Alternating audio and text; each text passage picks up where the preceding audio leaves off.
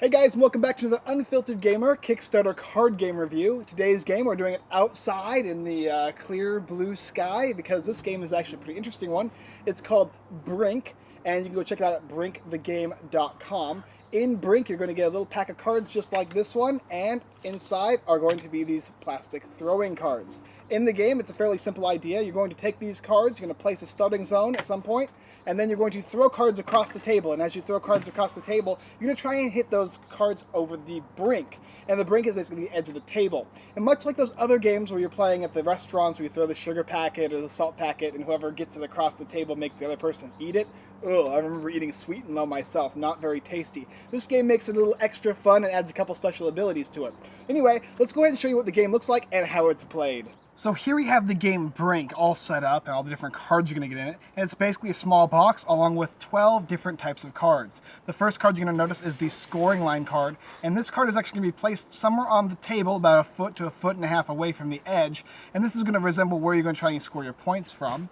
Then you're going to have 8 different regular characters. And they all just name different things. So you get Eddie, Edgy, Edna, Beardish, Bernard, Superstitious Sue, Anxious Anna, and so on and so forth. And they have a front and a back. One has full art and one has just the basic head, as well as a point structure on the bottom of the cards. This one over here says it's over the brink, it's 10 points, and if it's not, it's 1, as long as it's past this starting line point here.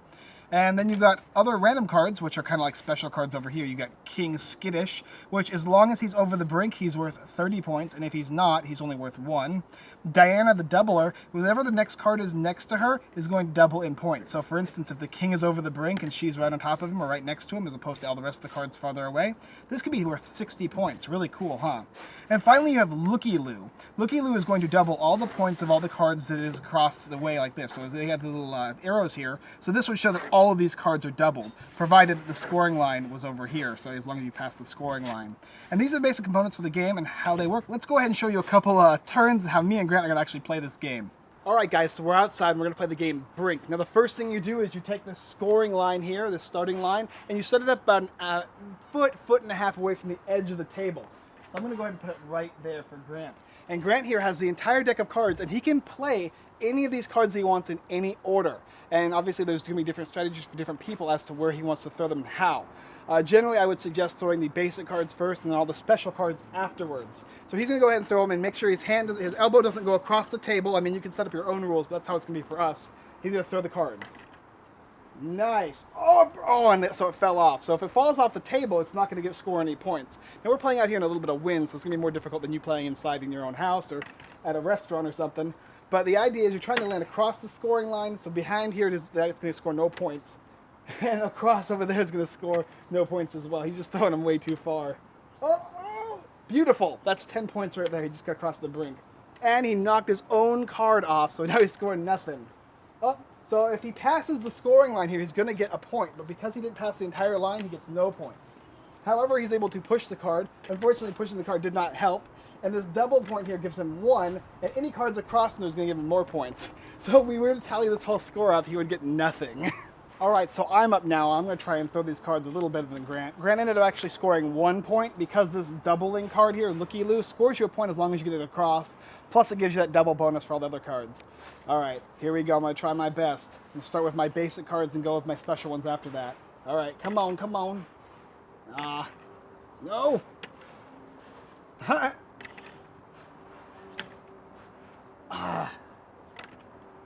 Let me try and hit one of these guys and make him go farther. No! Nice. We got 1. Diana the Doubler. Nice. The king. Oh, almost got that king to the brink. Nice. So if I go to look at my score over here, I'd get 1 point for this one, but this one didn't make it across, so I wouldn't get anything for these guys here. This would double all points that way, which is nothing. And then my king would score me an extra. So I got 2 points, which beats Grant's 1, so I'm happy enough as that is.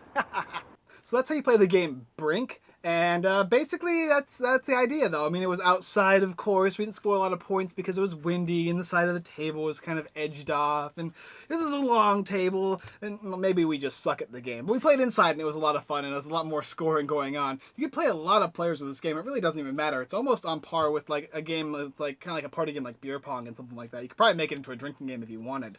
The cards are very simple and nice, plastic cards. They're not going to get worn out. You can play this game tons and tons of time. What I can say is, obviously, depending on the surface of the table will make a difference as to how the cards slide. If the table is wet, you're going to have a really hard time sliding the cards. So just be aware of that, making sure your table is smoothed and cleared off. So not too much party shenanigans going on, otherwise the cards will literally just stop mid-throw. I mean, that could probably be part of the trick, the strategy to the game, I suppose. But the game's fun, really enjoyable. I mean, the first thing I thought of when I saw this game was it reminded me of the sugar game where you're throwing the sugar cubes, or throwing the sugar packets across and trying to get and go over the brink and make your friend eat the sugar or the sweet and low, or in my case, the Splenda. Ugh.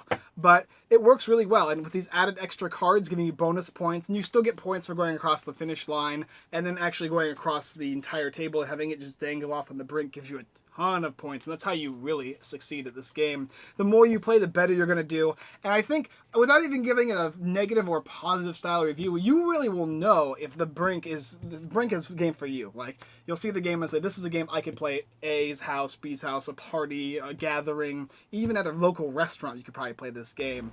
But if it's something that it's not interesting to you, you'd rather have something more thick and more substantial, then it's probably not the game for you.